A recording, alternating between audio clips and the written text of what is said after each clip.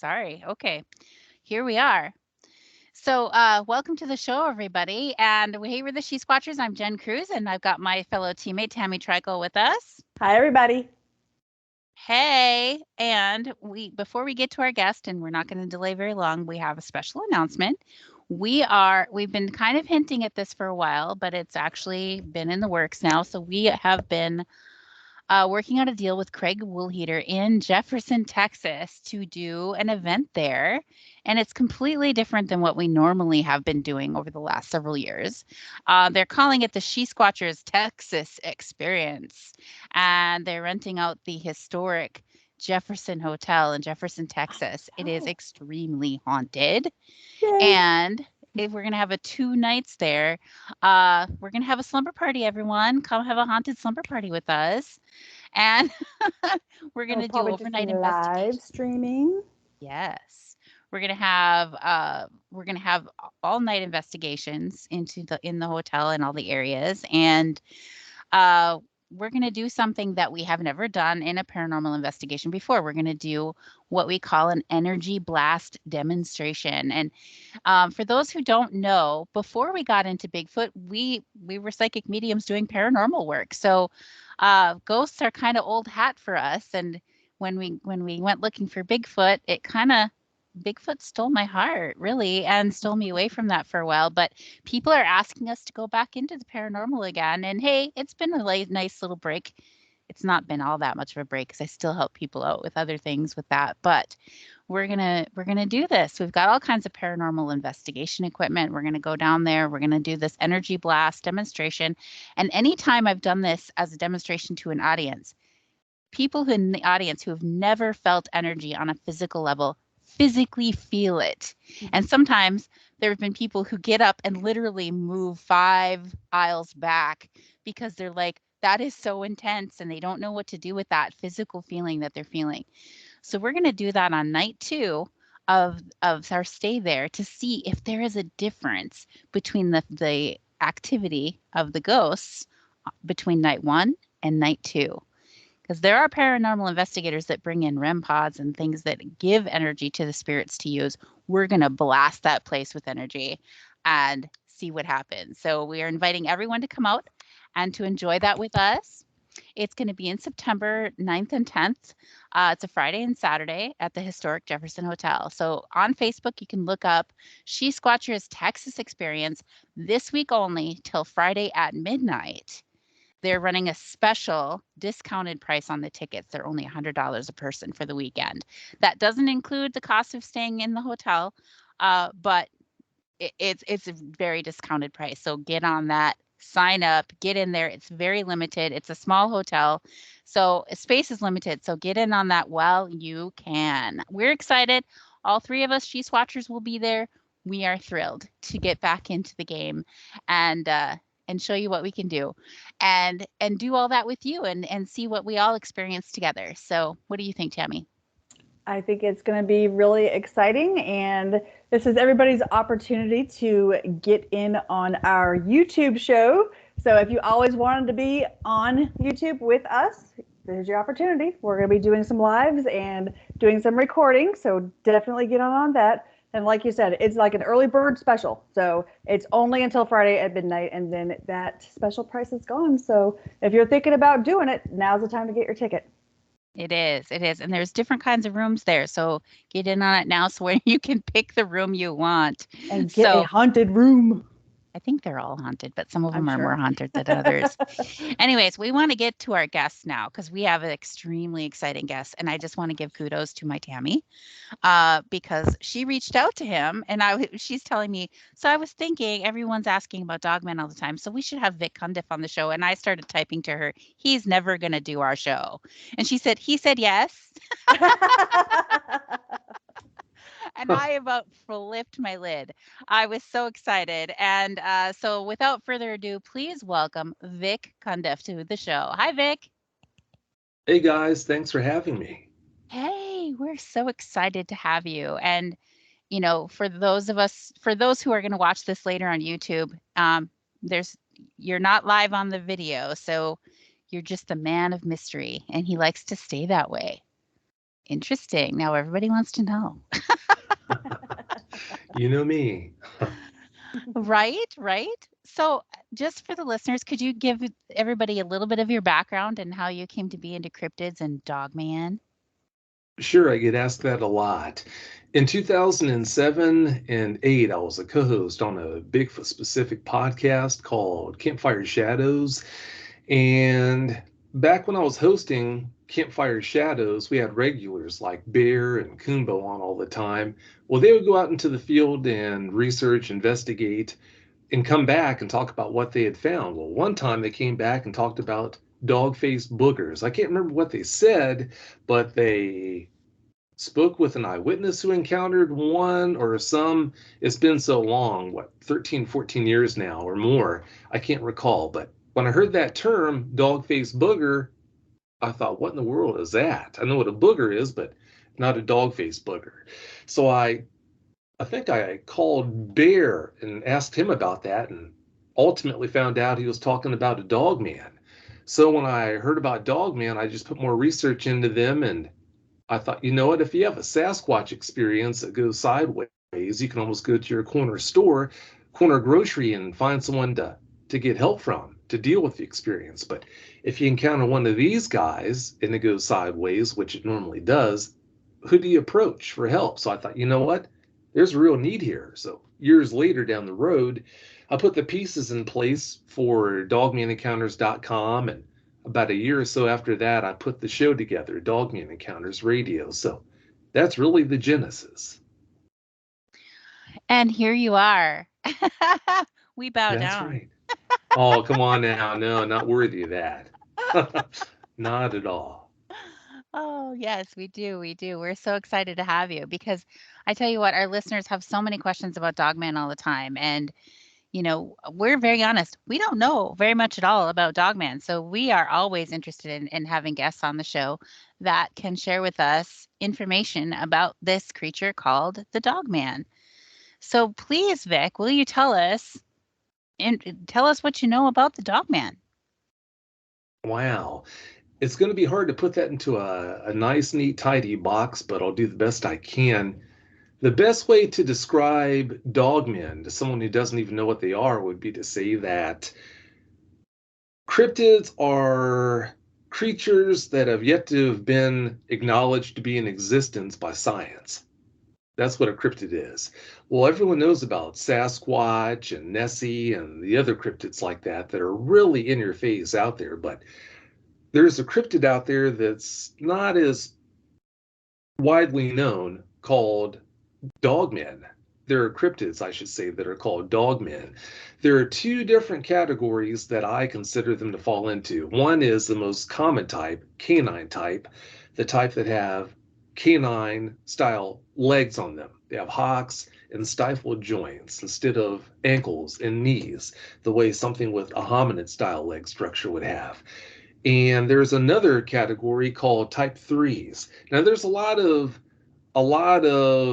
flack about whether type threes are actually dogmen, canids in other words. No, they don't look like canids because they do have hominid style legs, but a lot of people do know type threes as being dogmen, so that's why I consider them to be dogmen. Anyway, nonetheless, type threes look very similar to a Sasquatch, or they can look very similar to a Sasquatch, but they have claws on their fingertips and on the tips of their toes, and every tooth in their head is always sharp. Some people call them googway. They have other names like face eaters, but yeah, they fall into the two main categories, in my opinion, canine type, type threes. Each category can have all sorts of variations of appearance.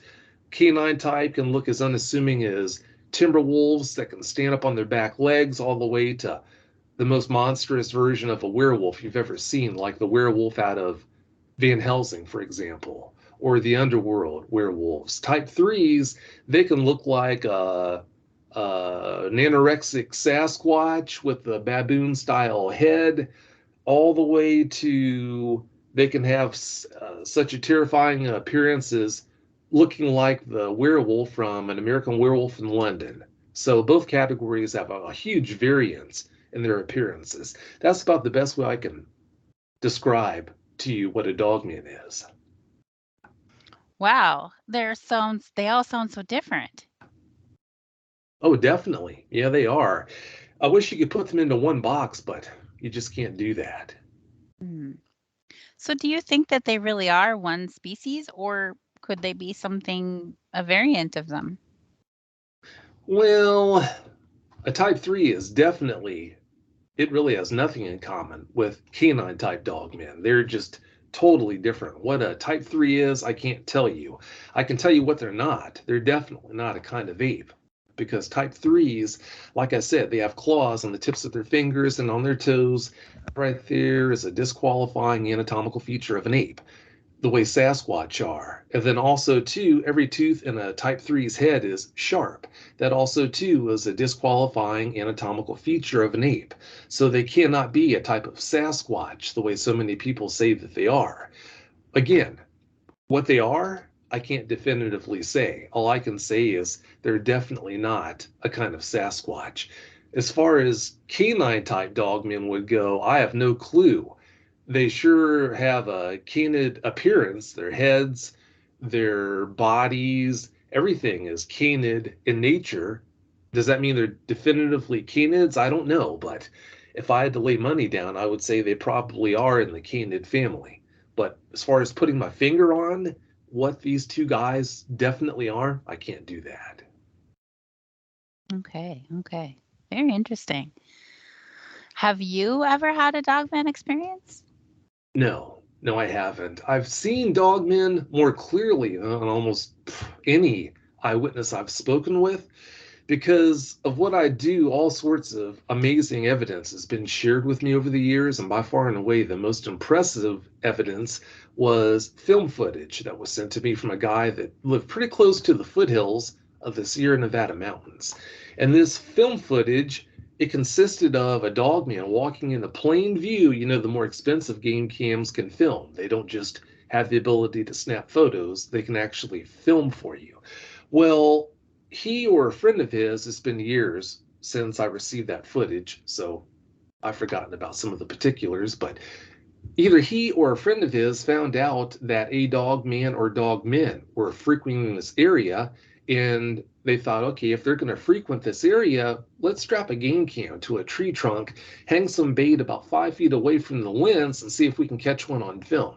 Well, they did. You can see in this footage this dog man coming from left to right in the full view of the camera.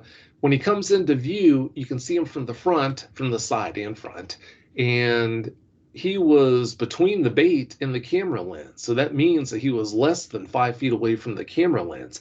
Again, broad daylight, you can see everything. I was afforded such a clear view, I could actually pick out individual hairs. And as far as the color would go, it was kind of like a dirty timber wolfish gray, but some of the tips of its fur were like a camel color, if I remember right, like a brownish type, auburnish color. But yeah, it came into view. I could see its front slash side shoulder. And then after a few steps into view, it turned, and then you could see its back as it went for the bait. So yeah, I definitely know what dogmen look like from the front, from the back. And I got, like I said, a very close up view of one. So I definitely know what they look like, even though I've never had an encounter. Interesting. Very cool. So I've heard some people say that they think that maybe dogmen are some type of werewolf. What is your opinion on that?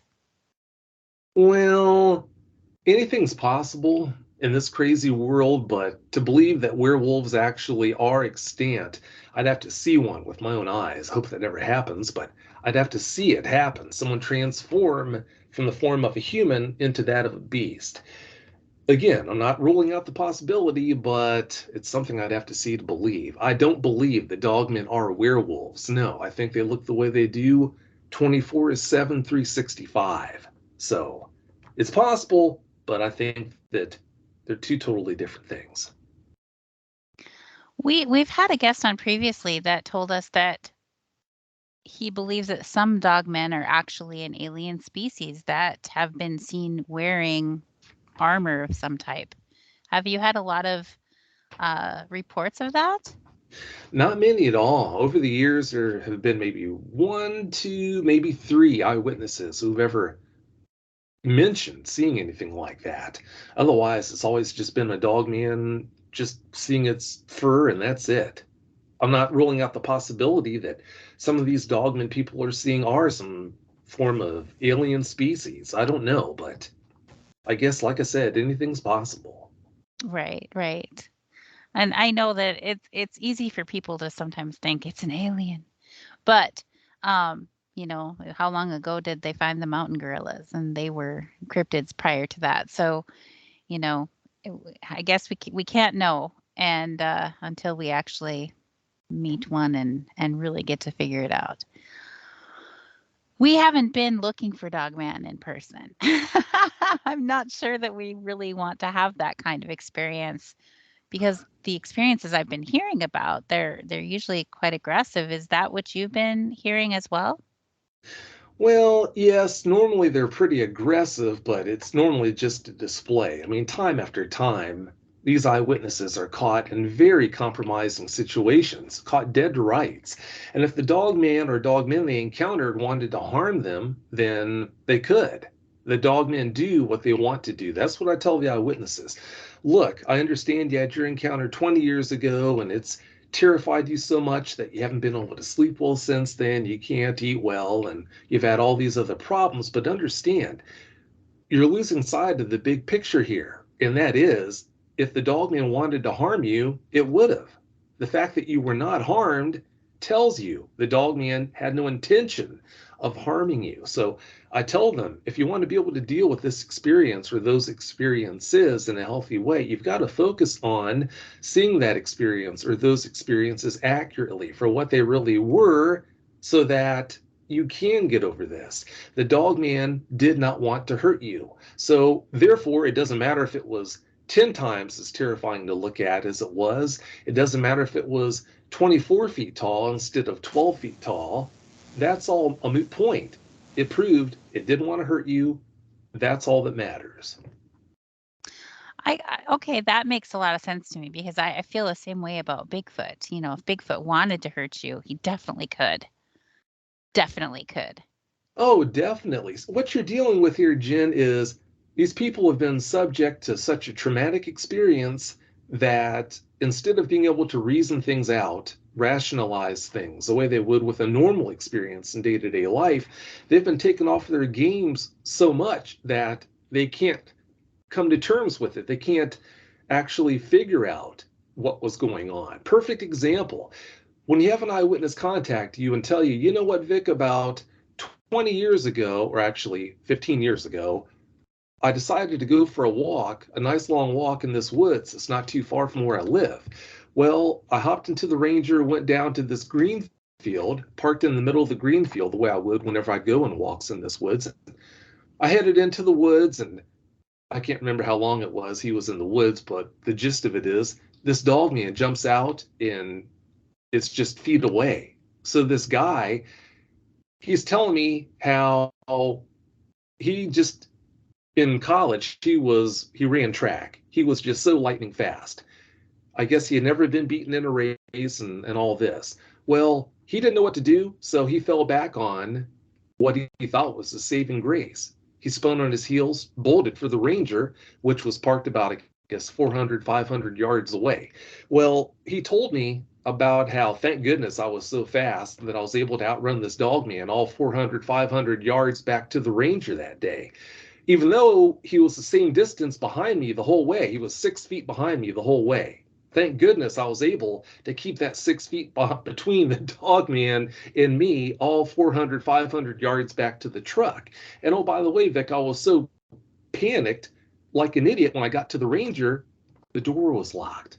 I forgot. My key was in my pocket. I had locked the door. So I had to run laps around this Ranger, my truck, to keep him away from me. And then thank goodness I was able to pull the key out, stick it in the lock, open up the door, dive in, and save myself, get out of there without him being able to get me.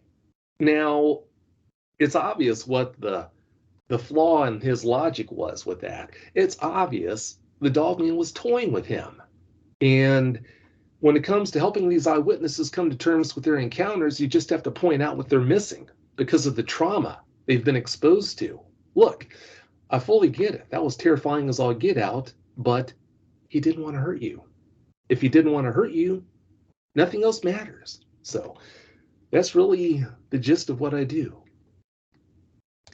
Well, I love that. There's definitely a need for that. I know that sometimes people do feel very traumatized after they have an experience or an encounter, and they don't know who they can talk to about it. They don't want to be ridiculed or have people thinking that they're crazy.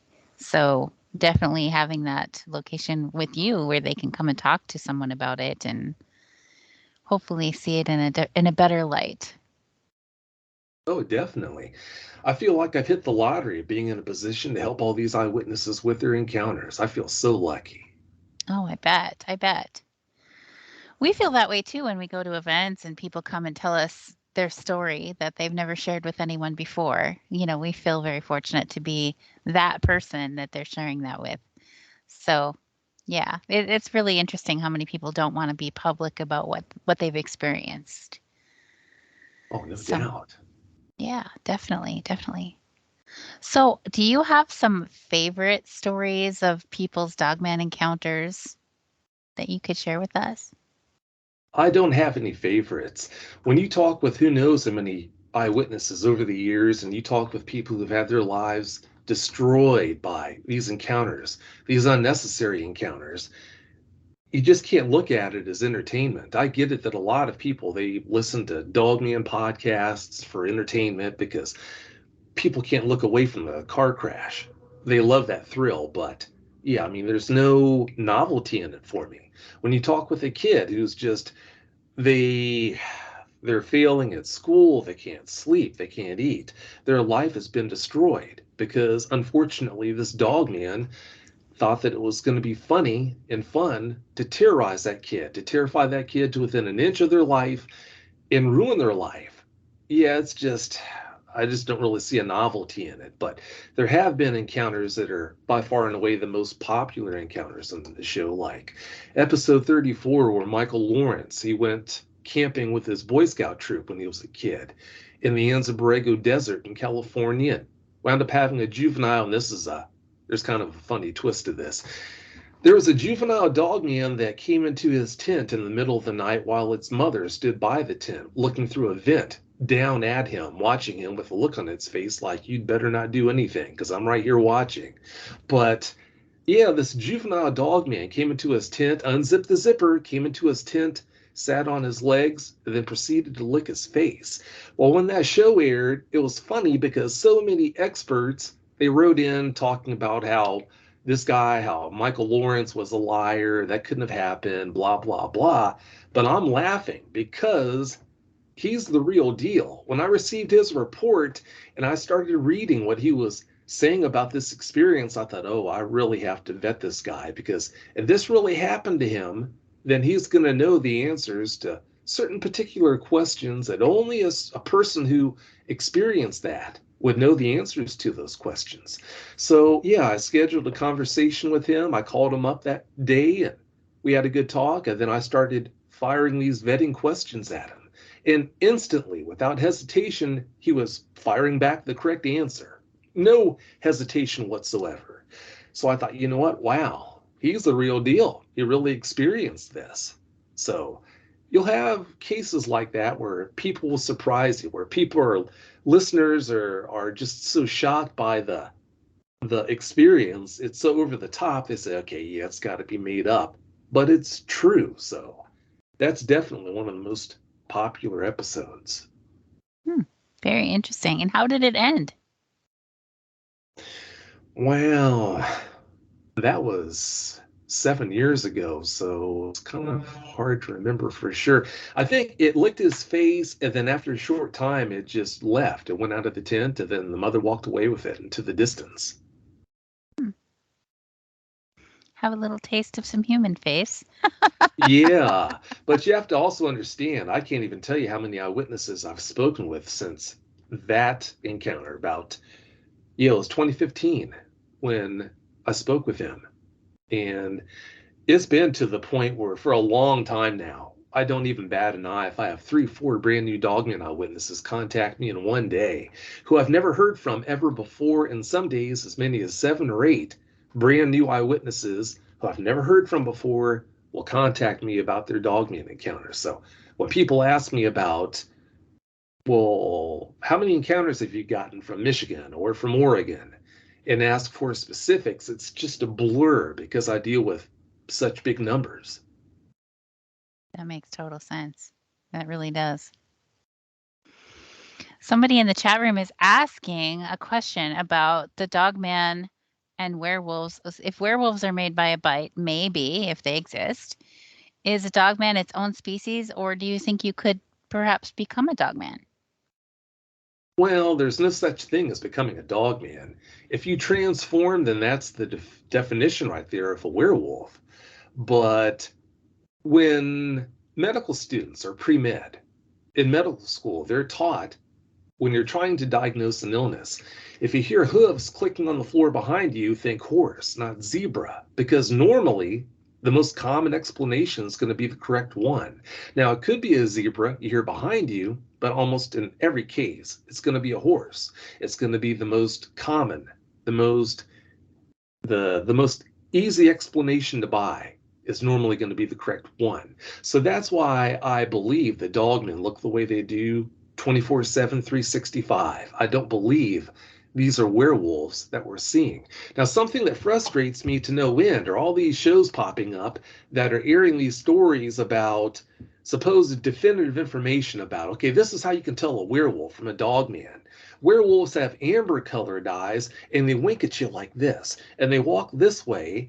And if you see this one over here that's got red eyes and it's got 3 hairs that point up in this direction, then that's a Dogman. All this nonsense is being put out there just to try and get more views and more listens is just so frustrating. That right there is frustrating, but what's even more frustrating are the shows who are putting this bunk out there, these fake Dogman stories that are just creepypasta, nothing more than creepypasta, Dogman stories that are just thought up to be as terrifying as possible, the face-eating Dogman that's going to kill you by looking at you. All this nonsense just to put butts in seats. So then these eyewitnesses who have encounters, real encounters with Dogmen, who unfortunately hear this nonsense, they contact me and they're more terrified. It's even harder for them to come to terms with their encounters because they've listened to this nonsense that was put out there as being factual, not realizing it's bunk. So, yeah, I mean, it gets really frustrating for me. You have to talk these eyewitnesses off the wall and make sure they understand, look, that was just, it's creepypasta. It was a story that was made up to get views, to get listens for their show. It's nothing more. It gets really frustrating. That sounds frustrating. And we're right at the time to go to our break. So stay tuned, everybody. We'll be right back from commercial break with Vic Cundiff. Awesome. So we should be at break now. Yay. Let me go into the direct message with Sarge. Sorry about that. I hope I didn't run over. You didn't. It was perfect. Good. I don't know what's going on with my camera. I just kept turning off my whole Skype, and I don't know. And then I muted her, and we couldn't Yeah. unmute her. I wanted to make a comment, and I couldn't because by the time I got back on and was unmuted, we were already past that subject. So I was like, oh. Well, Tammy, I'll let you take it after the break, after we come back from the break. Well, it's irrelevant now. Well, think of something quick then. Yeah, there's a couple questions here, so it's cool. Coolness. You're doing great, Vic. Like we had a question about that. Right. Thank you. Yeah. So we're halfway through the show. Do you know what you would like to cover in the last half? Anything in particular? Well, I'd rather you guys pick whatever direction we go. That's fine. All right. Sounds good. I can't answer your. Oh, I'm sorry. I definitely want to cover about your new show coming out too. So we'll have to get that in there somewhere. Thank you. Yes. To answer your question earlier that you asked, I'm older than both of you, so I'll just How leave it at that. how old do you think I am? Come on now. Put it this way, my dad would have been 100 this year. What? You Really? can't judge age by someone's voice. That's right. That's true. That's true. My mom is in her 90s, so That's right. You never know. You never know. Some people, it's funny because I think it was the last guy. He was 20, 30 years off, I think. It was funny listening to him try to guess my age. And welcome back to the show, everybody. This is the Journey Radio Show. And hey, we're the She-Squatchers. Won't you check us out online at She-Squatchers.com. And there you can click on our events page and go to see where we're going to be. It's not updated. We have a new event on there that's not on there yet. But just in a couple weeks, June 25th and 26th, we're going to be in Meadowline Falls, Washington at the Meadowline Falls Bigfoot Festival. It's going to be a good time, everybody. So please come out and see us if you can. It is a town-wide free event to attend. It's like a street fair type thing. And so there's going to be lots of vendors and we'll be there. We'll be outside to meet everybody. And then the presentations, that's a paid into thing. And I think that all the regular tickets are sold. I think there are still some VIP tickets available to get into those. But regardless, come out and see us if you can. We're going to be in Washington. That's a long way from home for us. And we're so excited to be there. So, and then again in September, we're going to be the She-Squatchers Texas Experience. So come see us there too. Remember, those tickets are on sale this week till Friday at midnight. So they're a discounted price this week only. So you check it out, reserve your spot. And we're back to the show. We've got Vic Cundiff from the Dogman Encounters. And we're really excited to have you here, Vic. Thank you for coming in. Well, thanks again for having me. Oh, we've got lots of questions in the chat room now. Tammy, do you want to ask them away? sure. Sherry asks, are there effects on EMF by Dogman? I have no idea. Yeah, I've never done any research into the paranormal side of Dogmen, of their phenomena, so I have no idea. I'm not a Dogman researcher. I know what I do because of the exposure I've had over the years to the eyewitnesses and putting information together that way. I just focus on helping the eyewitnesses come to terms with their encounters, and that's it. Got it. That's pretty cool. Well- Look, you guys stumped the Dogman expert. Far from an expert, but thank you, though. There you go. That's the right answer. I do have, that led me to another question. Are there, there's talk about infrasound, possible infrasound coming from Bigfoot. Is there something similar happening with Dogman? There have been things that could be explained away by it being infrasound, but we don't know. We have no idea, so I can't answer that one. Okay. Good answer. I will say that when people come into their presence, it's very common that they report this overwhelming sense of fear, which might be a symptom that's caused by infrasound. True. There you go. Tammy, is there another question in the chat? There is. Ceiling Cat asks, is Dogman strictly a North American cryptid or are there European versions? Oh, far from it. Yeah, they're seen all over the world. I've spoken with eyewitnesses who have seen Dogmen on every continent except for Antarctica. I've got an interview scheduled tomorrow with an eyewitness who had an encounter in Jordan when he was a kid. Oh, wow. Yeah, you should be hearing that. Like a woods creature. They're a wherever we want to be creature. Pretty much. Yeah, they go where they want to go and stay where they want to stay. It's all too easy to think that they're not going to come into cities, but they do. Yeah, Bigfoot does too. So, I mean, I think that as big as the world is, that not only are they drawn to people out of curiosity, but sometimes you have to be in order to get food. That's true in a way. I mean, dogmen are so fast, so strong. They've got implements like those huge talons on their fingertips, big powerful jaws. If you think a mountain lion's a deer killing machine, that's nothing compared to a dogman. So no matter where they are, if they have a woods with any population of deer, they're not going to go hungry. Well, Moofy's in the chat room, kind of having a little freak out, asking, is Dogman really in cities? Oh yeah, yeah. It's all too easy to think that they're just going to hang out in the woods all the time, but they've been seen well within the city limits of major metropolitan areas like Boston, Cincinnati, Chicago, Detroit, all sorts of major metropolitan areas. So they do come into cities, definitely. Are these areas that have woods nearby the neighborhoods that they're in, or? Yeah, normally woods are fairly close. If they're not, then normally there's a creek that's not too far away. And as you know, creeks, they have tree cover next to them. So the dogman could use that as a highway to come into an area. But yeah, woods don't always have to be all that near for that reason. Yeah, that makes sense. I think Bigfoot can travel along rivers and creek beds too. It's a good hiding cover and not as many people, I guess. So do they all smell like garbage, or do they have a smell to them?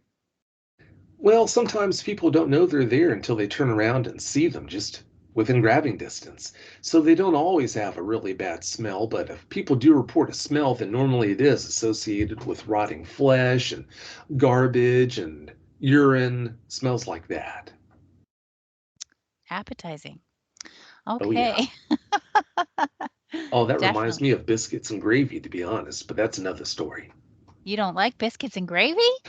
I love biscuits and gravy. Okay. I'm kidding. It's one of my favorites. I probably have about 5 pounds of biscuits and gravy on my butt right now. So Oh, come on now. right next to the Oreos. Oh, come on now. Oh, Tammy, is there another question? There is. Ceiling Cat asks, have there been any attempts at any type of communication from them, either benevolent or territorial warnings? There have been. On several occasions, well, I shouldn't say several. Over the years, there have been more than a few eyewitnesses who've reported a type of mind speak, I guess you would say, where a dogman would speak with them just via mental communication, basically, via mind speak. Very credible eyewitnesses. So there's definitely, in my opinion, something to that. I don't know what's behind that, but definitely seems like there's something to that. The dogman will sometimes tell them to get away from me, or it'll say something sinister just to try and terrify them. It's not always the same message, but on some occasions they do communicate that way. Do you think they try to warn people, like people say that Mothman has been seen before a big disaster? No, there's never been any occurrence of anyone telling me about being warned that way. It's just telling the people to get out of the area or an ominous message, basically. I've heard a story about a dog man coming in and killing somebody's dogs. And that just was really unsettling to me that a dog man would kill a dog. It just seemed unnatural to me, I guess. But um, have you heard a lot of that happening? I have. Yeah, I have. It's really sad when some poor little kid watched his dog be killed by a dogman for no reason. It happens a lot. It does. Don't know Are what's they behind that, but it does happen. are they usually big dogs or little dogs or? Oh, it doesn't matter. All the above. Oh, Sometimes when people hear a thump up against the side of a house, it's because a cat has been thrown up against the house. When they kill cats, that definitely seems to be a favorite MO. And sometimes, not very often, but sometimes it'll be a dog they do that with. But normally, when they kill a dog, they'll just eviscerate it. they don't eat it. Sometimes they do. There have been cases where people have lost dogs due to natural reasons, buried the dog, and then the next morning they come out and the dog has been exhumed and consumed. mostly consumed, almost totally consumed right there on the spot. And evidence has pointed soundly towards it being one of the dogmen around their homes they've been dealing with. So I see Sherry's in the chat room asking about dogman with wolves, foxes, or coyotes, and I'm trying to understand what she's asking about. I'm leaning towards the idea that maybe she's asking that sometimes people say that there might be a correlation between Bigfoot and coyotes hunting. I'm not sure if that's where she was going with it, but is there any information about dogman with wolves, foxes, or coyotes?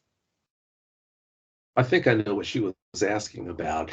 It's not uncommon to hear about dogmen running with packs of coyotes, but I've never heard of them running with wolves or foxes.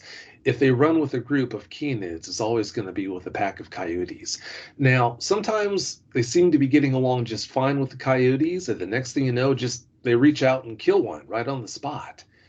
Other people will hear coyotes around their homes, and they're always around. And then all of a sudden one night they say, "Whoa, that wasn't a coyote I just heard." They'll hear coyotes vocalizing, but they can hear that something's with those coyotes.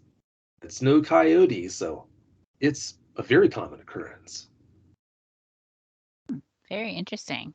Very interesting. I wonder what they have against wolves. Good question. Yeah, I don't know. Do you think that dogmen are pack animals? I get asked that a lot, and I'm going to answer that for you the way I normally answer it for them and tell you that wolves, for example, who are obviously pack animals, they exist in numbers because to dispatch the prey they go after, it requires that they operate in numbers. If you're talking about caribou or elk, deer, whatever it is, it takes numbers of them to either take down the big game that's so powerful that one of them can't dispatch it, or to relay and tire out a deer or an elk, you name it, just to relay so that they can actually catch this fleet animal.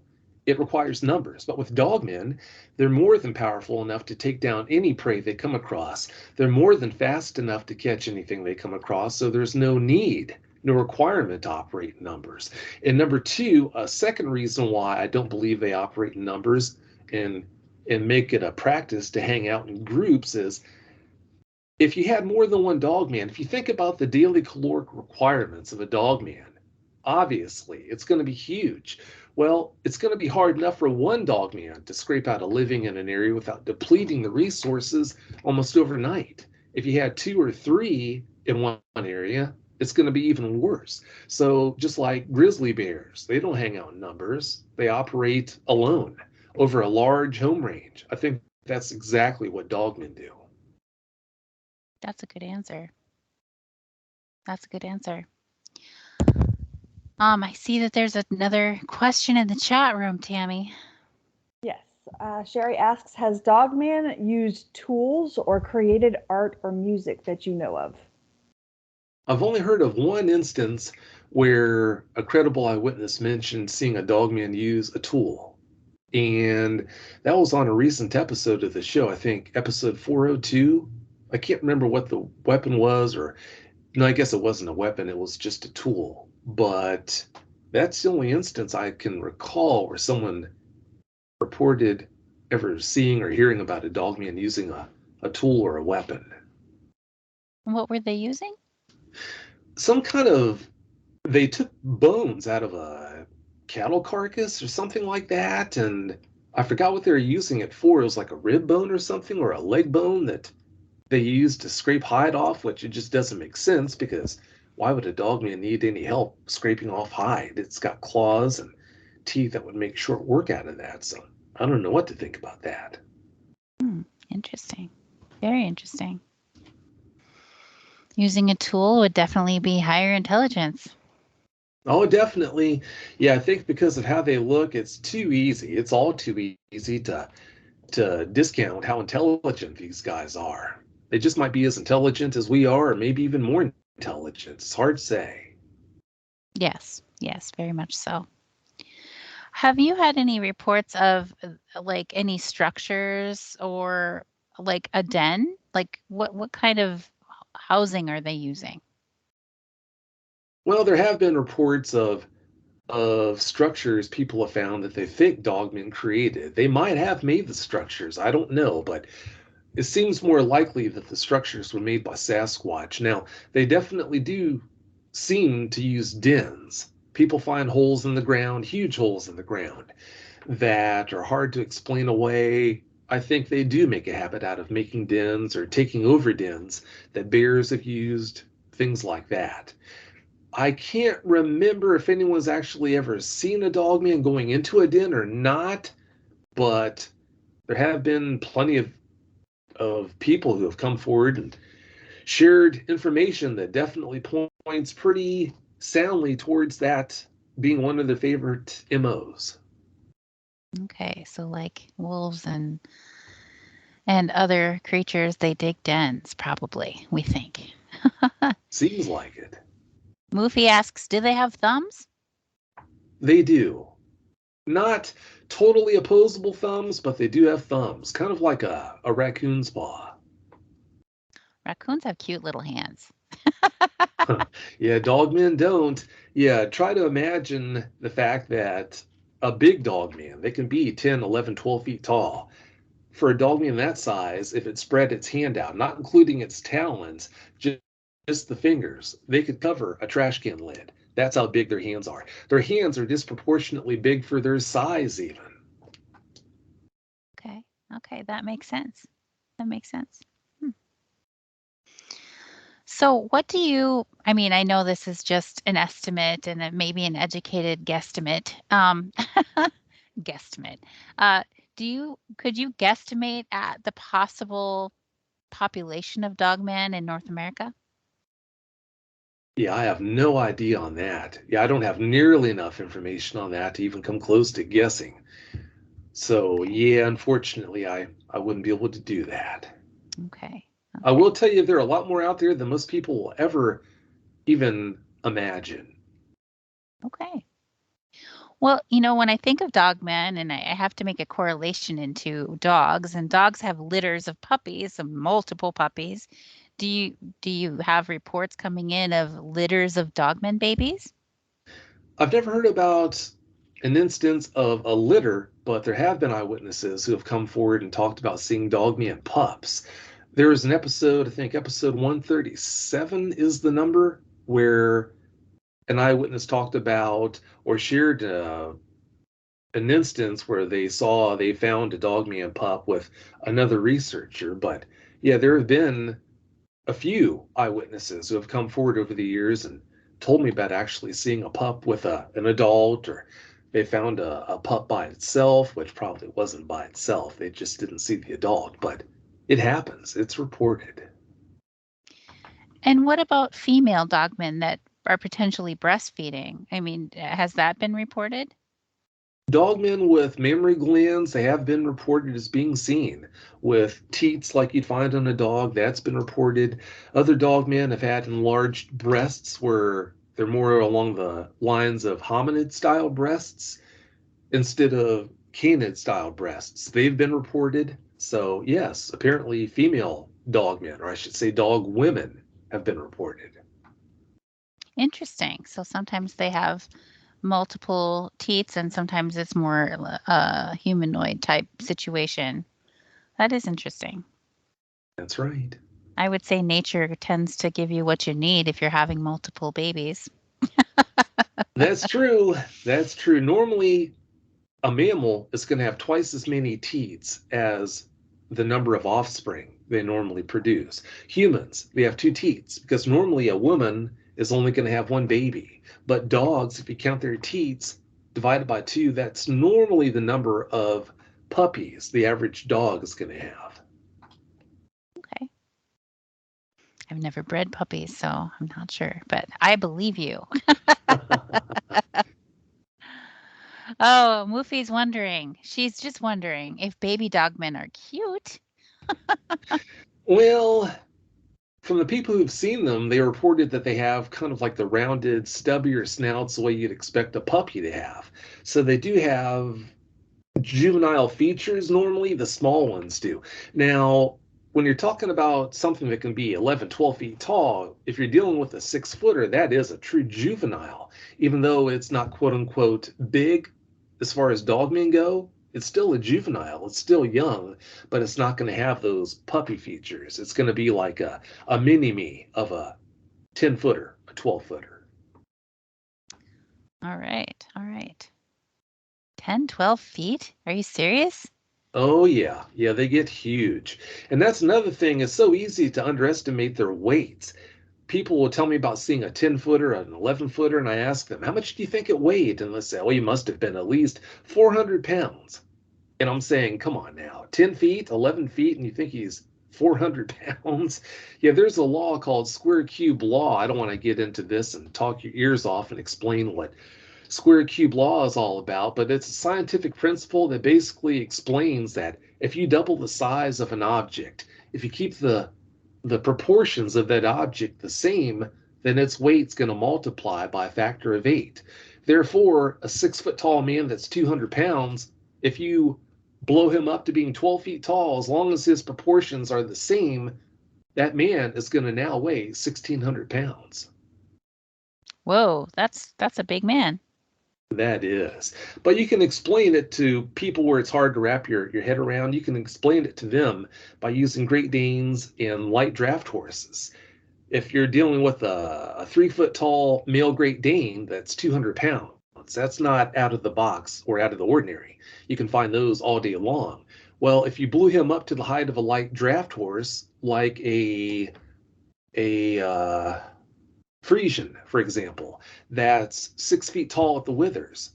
Okay, well, it's not uncommon at all for a 6-foot Frisian at the withers to weigh 1,600 pounds. Now, their proportions aren't identical, but they're close enough to kind of hammer home the point of square cube law. It does work. It's a fact. Okay, that makes sense. Sherry is asking, are dogmen attracted to women more than men, or are they equally standoffish? Oh, that's definitely a situation where they don't care. They don't discriminate. They'll try to intimidate men as quickly as they will women or children. They just don't care. They go where they want to go. They intimidate who they want to intimidate. They're an equal opportunity terrorizer. So there are just no good experiences with dogmen? No, there have been good experiences, such as them seemingly saving people. People who have been attacked. There was a woman who was being raped. That dogman, she was being, or it was an attempted rape, where several men were about to rape this woman, and then this dogman came out of the woods and talked the guys out of it. He talked them out of it. He talked. Yeah. Yeah, before you knew it, they weren't too concerned about her. They were more concerned about him. Gotcha. Well, that's a Yeah, good thing then. That's a good thing. definitely. So a lot of times I'm seeing, well, just because I live in Minnesota where we have a lot of Indian reservations, and my favorite place to look for Bigfoot is on the Indian reservations because I seem to have good luck there. But is there any connection with that location of Indian reservations and dogman sightings?